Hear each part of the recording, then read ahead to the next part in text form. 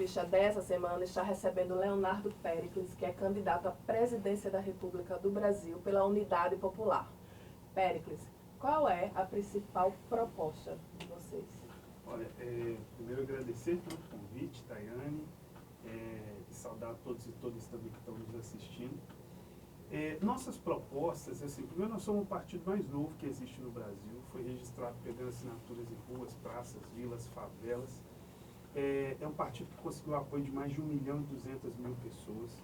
Foi uma realização, se me permite falar disso primeiro, foi uma realização muito importante, porque até o atual presidente da República, que nós fazemos enorme oposição, não conseguiu registrar o seu partido, né? Tentou, inclusive com o apoio de grandes empresários, com muitos parlamentares, coisa que a gente nega, né? Esse tipo de apoio, e não conseguiram. E a gente só com lideranças populares, eu sou, inclusive, uma liderança de movimento popular, de moradia, somado estudantes, jovens, mulheres, trabalhadores e trabalhadoras, e a gente conseguiu essa façanha.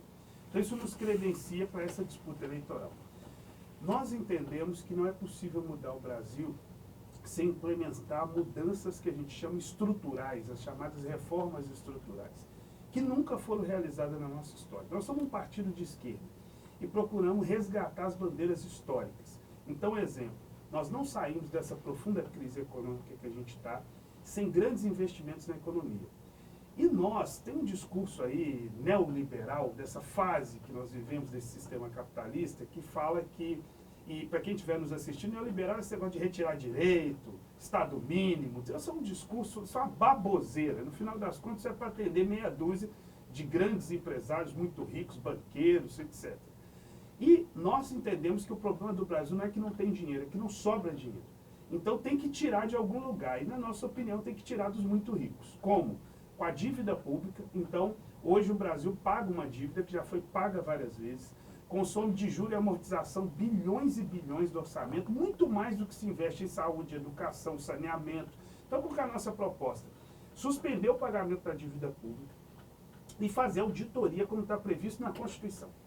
Auditoria da dívida, que é o quê? Saber se deve ou não. Grandes especialistas que estudam o tema falam que a gente já pagou várias vezes. Pegar esse montante de recursos e investir nas áreas sociais, principalmente na educação, na saúde públicas. Eu quero fazer esse recorte, precisa atender a área pública do SUS, né? Porque o SUS ainda direciona muito recurso para iniciativa, para setores privados, então temos que tornar o SUS 100% público, e para a educação pública no Brasil. E isso é uma forma de gerar milhões de empregos, tanto em concursos, como em trabalhos diretos. Por exemplo, saúde não é só hospital, unidade básica de saúde, né? UPAs, e nem só a contratação e a valorização dos profissionais, que tudo isso tem que acontecer. Agora, por exemplo, saneamento no Brasil. Eu estou aqui rodando por Alagoas e estou vendo que muitos bairros não têm saneamento. Isso é doença para as pessoas. Isso atrapalha, dificulta. E né? o nome já diz, né? Saneamento básico. Exato, e é uma questão fundamental que o Brasil tem condição de resolver. E ao implementar essas medidas, é possível você gerar as chamadas frentes emergenciais de trabalho e gerar milhões de empregos, inclusive com as pessoas dos próprios bairros que vão implementar o sistema de saneamento. Então, assim, o que a gente precisa no Brasil é um governo que tenha coragem de enfrentar os banqueiros. Porque nos últimos anos, quem manda, na verdade desde o final da ditadura, quem manda e desmanda no Brasil, no fundamental, que não são só os políticos. A política econômica é o central no Brasil. E quem manda e desmanda no Copom, que é aquele que resolve a questão dos juros, isso tem influência direta no cartão de crédito quando a gente fica endividado.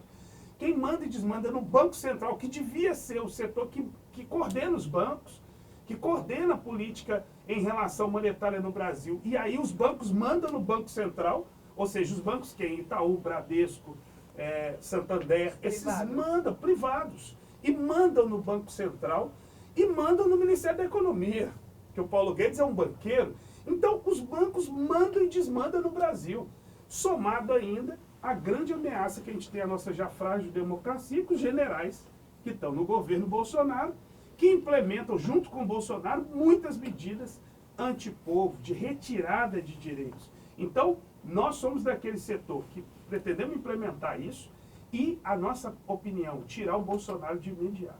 né? Isso é uma questão fundamental, derrotar o Bolsonaro, se possível, no primeiro turno, para que a gente tenha um segundo turno, por exemplo, entre nós e o Lula, para a gente poder apresentar, fazer uma discussão saudável para o Brasil, de qual projeto de esquerda efetivo que tem que ser implementado para os próximos anos. Você acha que é possível retroceder todas essa retirada de direitos trabalhistas que foram implementadas agora nesse governo? Nesse não, né? Desde que Michel Temer assumiu. Sem dúvida nenhuma. Olha, nós somos daqueles que a gente afirma que teve um golpe em 2016. Um golpe institucional. Tem umas diferenças, mas nos últimos 130, 150 anos de república no Brasil, né? Nós vivemos muitos golpes institucionais e golpes militares. São muitos. Eu falei aqui dessa ameaça porque nós estamos vendo as baionetas apontadas hoje para o STF. Baioneta de quem? Desses alto comando das Forças Armadas. Apontada para o STF, apontada para o Congresso Nacional. E eu estou falando isso, Tayane, e quem estiver nos assistindo, porque nós estamos num país que, vamos dizer assim, qualquer país sério desse mundo, com a CPI da Covid, que tem fartas provas de crimes de responsabilidade do Bolsonaro. O Bolsonaro e esses generais já estariam na cadeia, em qualquer país sério, porque eles cometeram muitos crimes. Diferentemente, um dos ministros do STF, o Barroso, reconheceu recentemente que a Dilma foi tirada porque ela não tinha maioria no Congresso Nacional. Olha, nós tínhamos muitas críticas ao governo da Dilma e do PT, mas a questão foi um golpe, porque não existe isso. O presidente não tem maioria e ser retirado. Enquanto o Bolsonaro cometeu os crimes de responsabilidade, inclusive até de possibilidade de cobrar propina para a compra de vacina, e nada, e ele continua na presidência. Tem 130 pedidos de impeachment, e esse Arthur Lira, que é aqui de Alagoas, inclusive, sentado em cima dos pedidos de impeachment, nem abrir. Então, efetivamente, não só tem essas baionetas apontadas para o Congresso Nacional não fazer, tem as chacinas e a violência na periferia para o povo não se revoltar, ou colocar medo no povo, e tem toda uma atmosfera autoritária, porque o Arthur Lira, tamanho autoritarismo dele, ele tentou, inclusive, caçar a fala até de um deputado, que é o grande deputado Glauber Braga, que é uma referência, um dos melhores deputados do Brasil, lá do Rio de Janeiro, e o Glauber Braga estava denunciando que o Arthur Lira quer entregar a Petrobras a toque de caixa, né, com votação simples, que são crimes contra o povo brasileiro. Então, na nossa opinião, na verdade, é necessário rever tudo que foi aprovado desde 2016, desse golpe institucional. Que foi um golpe principalmente não contra a ex-presidenta Dilma e o PT, na nossa humilde avaliação. Foi um golpe contra a classe trabalhadora e o povo. Nossa proposta é revogar a reforma trabalhista, da Previdência e a emenda constitucional 95. Como? Nossa proposta é convocar um referendo revogatório, que o povo pode ser chamado a governar o Brasil, junto com o presidente. Nós não somos desse setor que consideramos que o Léo eleito, aí ele vai dar as canetadas e resolver todos os problemas. A canetada ajuda, mas o principal é convocar o povo a governar. Nós temos a tecnologia das urnas eletrônicas, que eu saúdo, porque ela é rápida a decisão, né? São de confiança. Então, já que é assim, por que a gente só é convocado de 2 em 2 anos para poder decidir? Por que a gente não pode decidir sobre o orçamento do Brasil, por exemplo? A urna eletrônica permite isso e rápido. Por que a gente não pode decidir, e está previsto na Constituição isso, revogar medidas, só deixa para os 513 deputados? Por quê? Por que não pode? E um grupo de tecnocrata ligado aos bancos que ficam tirando direito do povo. Sendo que a maioria do país é a favor da intervenção do Estado na economia, segundo pesquisa que os bancos encomendaram. Não foi da Unidade Popular. A XP Investimentos diz no segundo semestre do ano passado. Comendo a pesquisa, está lá. A maioria do povo brasileiro é a favor da intervenção do Estado na economia. Isso é política de esquerda. A maioria do povo brasileiro é contra as privatizações, embora todos, eu quero ressaltar, todos os governos, desde o final da ditadura até hoje, privatizaram. Então nós estamos defendendo medidas da maioria. É o que está previsto também no governo de vocês, né? Acabar com essas privatizações. Olha, eu quero dar um exemplo, o povo de Alagoas acho que vai conseguir me entender bem aqui, um exemplo de que setor privado, em áreas estratégicas, é um desastre. Vou dar 2 exemplos. A Braskem, eu visitei lá o Bebedouro, os bairros estão sendo atingidos por aquele crime. Olha, gente, eu vou ressaltar, eu falei do Bolsonaro e dos generais, eu vou incluir esses grandes empresários, donos dessas empresas que cometem esses crimes. Eu sou de Minas Gerais. Eu comecei a andar por aqueles bairros ali, eu convido todos e todas aqui de Alagoas que não viram ainda, vai lá e vê. O crime impressionante, inclusive é o maior crime socioambiental em área urbana do mundo, que é esse que a Braskem fez.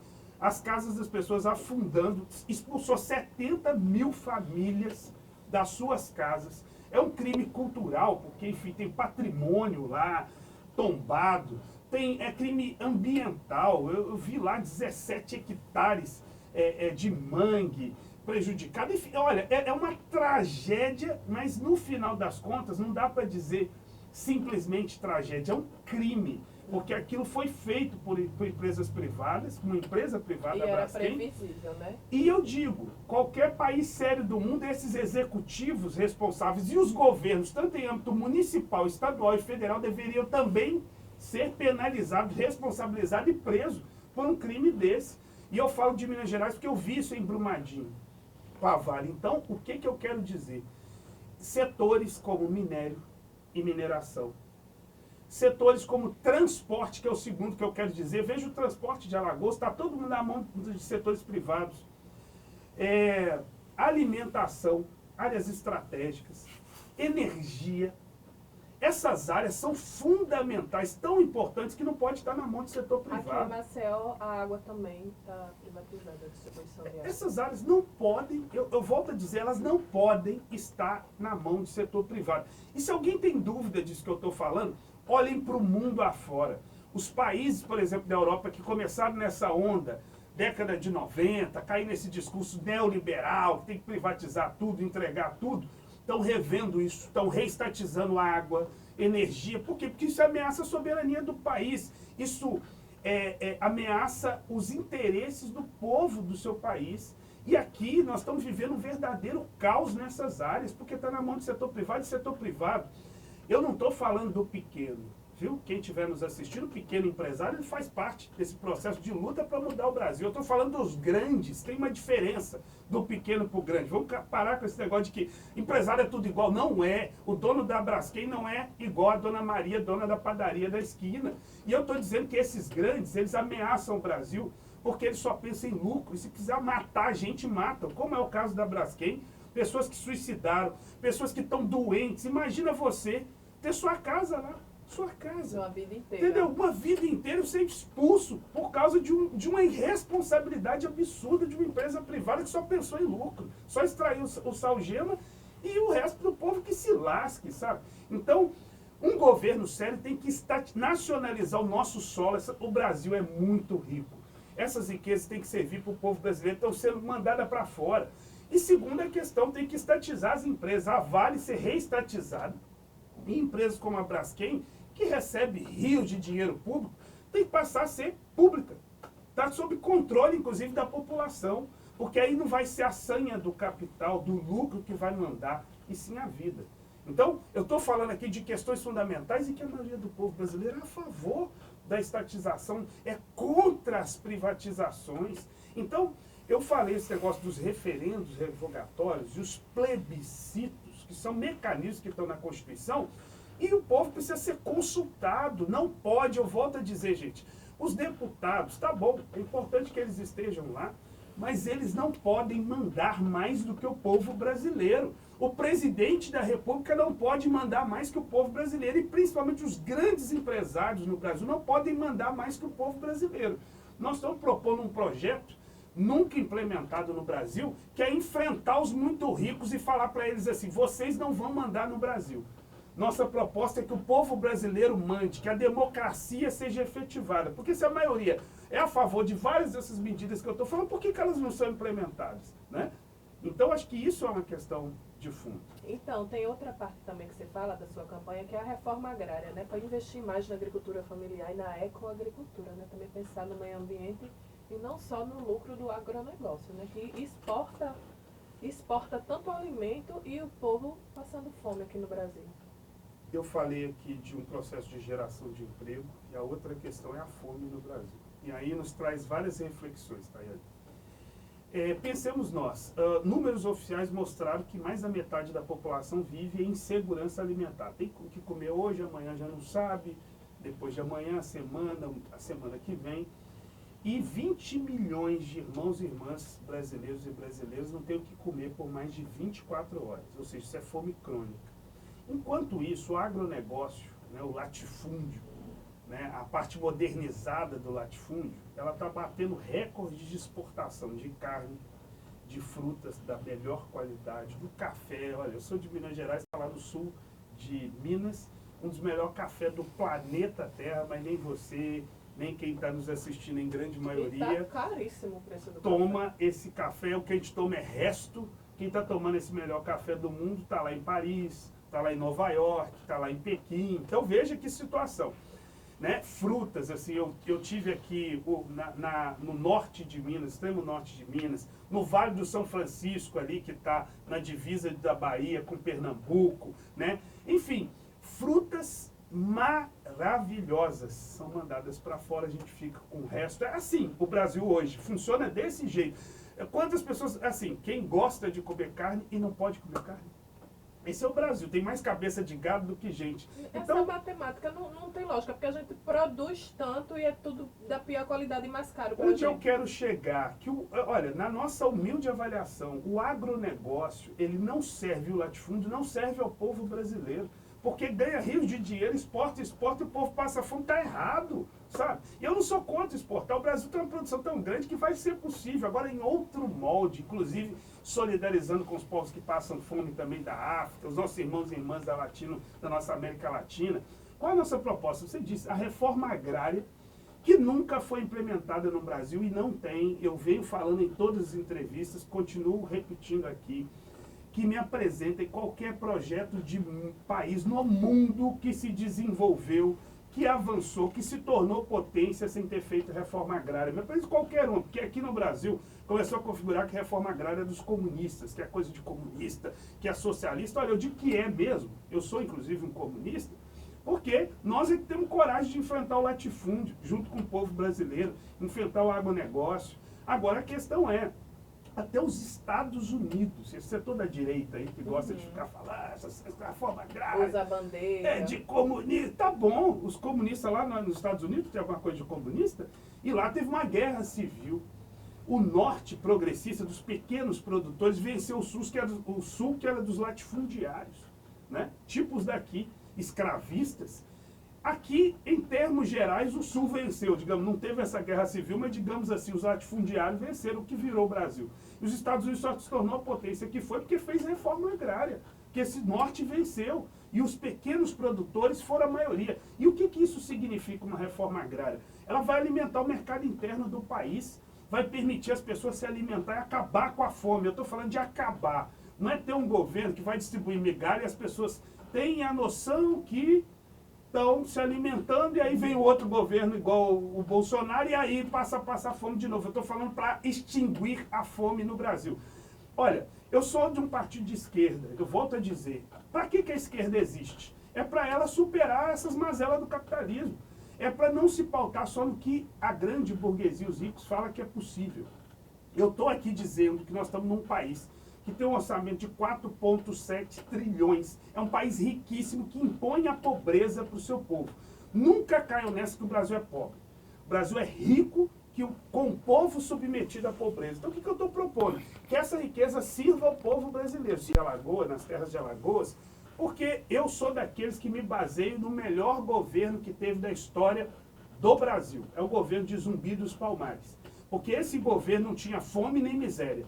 Isso foi possível. E se eles fizeram isso em condições muito adversas, cercado pela colônia, pelo Império Português da época, europeu, e conseguiram por mais de 100 anos não ter fome nem miséria, imagine essa riqueza desse Brasil e transformar isso numa espécie de quilombo moderno, né? Onde o povo pobre, negro, a classe trabalhadora mande nesse Brasil, porque nunca mandou. Eu sou daquele setor também que não dá para responsabilizar o povo brasileiro por essa situação. Quem fez o Brasil chegar do jeito que está foi o agronegócio, os banqueiros muito ricos. Eles são responsáveis do Brasil ter dado no que deu. Está na hora da gente ter o povo brasileiro governando. Eu estou propondo isso, que a classe trabalhadora governe esse Brasil. Ela nunca governou. Porque mesmo os governos mais progressistas que entraram, ainda estavam submetidos, do ponto de vista da política econômica, a esses banqueiros. E eu estou falando aqui de um projeto de romper com os banqueiros. Inclusive esses bancos, eles têm que ser estatizados. O sistema financeiro, ele não serve estar na mão do setor privado também, ele tem que ser estatizado. Eu estou falando aqui de um outro projeto de Brasil, de base socialista, né? Quem estiver nos assistindo aqui, a base é socialista. Nós entendemos que nós temos que superar o sistema capitalista. Isso é possível, eu não estou falando de sonhos. A não ser aquele sonho que eu venho insistindo, que é o sonho que se sonha de olho aberto e lutando por ele. Aí sim, mas isso que eu estou falando aqui é realizável, tá? É possível. O que, que a gente precisa? Porque as pessoas vão olhar e falar, olha, mas isso aí vai demorar muitos anos, é muito difícil. O que precisa é do povo brasileiro, da classe trabalhadora, estar articulado e organizado para a gente conquistar isso. Eu falo isso inspirado nos nossos irmãos e irmãs aqui pertinho, no Chile. O Chile, para quem estiver nos assistindo, é uma experiência muito importante. Porque lá, nenhuma pesquisa previa que ia ter uma Assembleia Nacional Constituinte no Chile. Sabe quem impôs isso? Eu falo impor mesmo, foi a vontade da maioria. O povo indo aos milhões para as ruas. Eu sou daquele pré-candidato, e se for inclusive me tornar presidente, que você os que gostam da manifestação.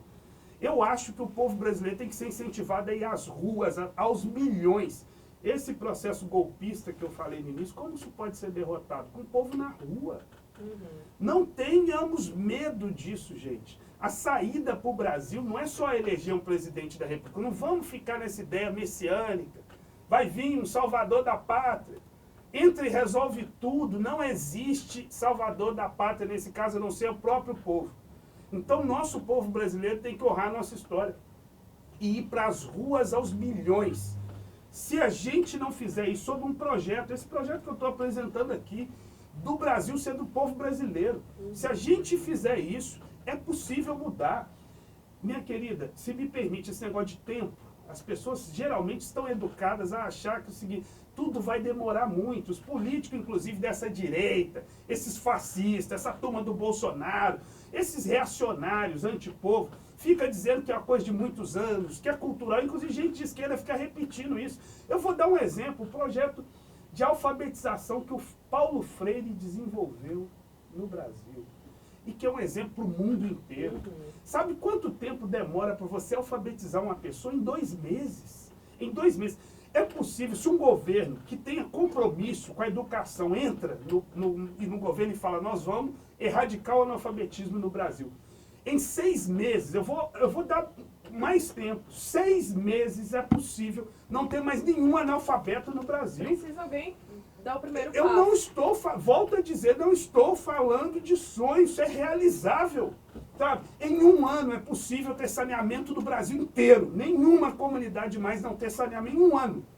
Eu estou falando, e pode ser que demore 6 meses. Sabe? Mas o que tem que ser o centro? A vida. E não o lucro. Essa é a questão. Esse tem que estar no centro e nunca está. Sempre tem que ter responsabilidade com os bancos e com os muito ricos. Por fim, o teto de gasto. O teto de gasto é para quem? É para os pobres. Não caiam nesse discurso que tinha gastança. Gastança com quem? Nunca tem gastança com os banqueiros, com os muito ricos. E quem perde? Eu sou usuário, eu defendo, inclusive, que eleito uma coisa, e também não eleito, a gente pode também trabalhar essa proposta. Mas eleito, eu vou mandar uma proposta para o Congresso Nacional. Que todos os parlamentares, de vereador a presidente da República, incluindo do Executivo, os prefeitos, governador, que forem se candidatar e forem eleitos, são obrigados eles e os seus familiares diretos, seus filhos, esposa, né, a usar o sistema público. Em todos. Se eu sou o guardião do sistema público assim, eu tenho que ser o primeiro a usar. Eu falo para os outros usar o SUS, eu tenho que ser o primeiro. Sabe? Tem que ser obrigado a usar. Eu quero ver o SUS. Se o Bolsonaro usasse o SUS e ele tivesse submetido aos mesmos que o povo, eu duvido que o SUS continue do jeito que está. E ele não usa. E nem os outros presidentes que tiveram aqui no Brasil não usam o SUS. Deviam ser obrigados a usar. Seus filhos usar a educação pública desde a escolinha. Desde a creche até o ensino superior. Inclusive o superior é um dos melhores do mundo, porque é público, principalmente. Eu acho que isso tem que ser uma medida, sabe? Porque não dá, essas pessoas não andam de ônibus.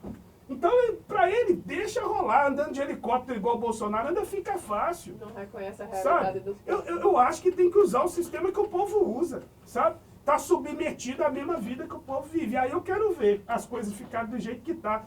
Esses parlamentares, esses que estão no poder, eles têm privilégio demais. Nós temos que acabar com esses privilégios, é privilégio demais. E o povo fica na míngua. É isso que a gente vive. Então, nós estamos falando aqui de um projeto popular, sabe? De mudanças profundas nesse Brasil. Quem gostou, siga nossas páginas da Unidade Popular, eu também lá na internet, que a gente pode conversar. Leonardo Péricles, da Unidade Popular, você quer deixar um último recado para quem está assistindo essa entrevista? É mais isso, que quem quiser, gostou, discordou também, quiser apresentar propostas, que a gente dialogar mais, entra nas nossas mídias sociais. Procura lá, Leonardo Péricles, no Instagram, Facebook, Twitter, segue a gente. E também o nosso partido, Unidade Popular, dependendo da mídia, Unidade Popular pelo Socialismo, e segue a gente, tá? Que aí a gente pode dar continuidade a esse debate. Queria agradecer enormemente, mais uma vez, Tayane, né? Agradecer a todos e todas que nos acompanharam aqui também. E estamos à disposição aí nas mídias sociais para a gente continuar esse papo.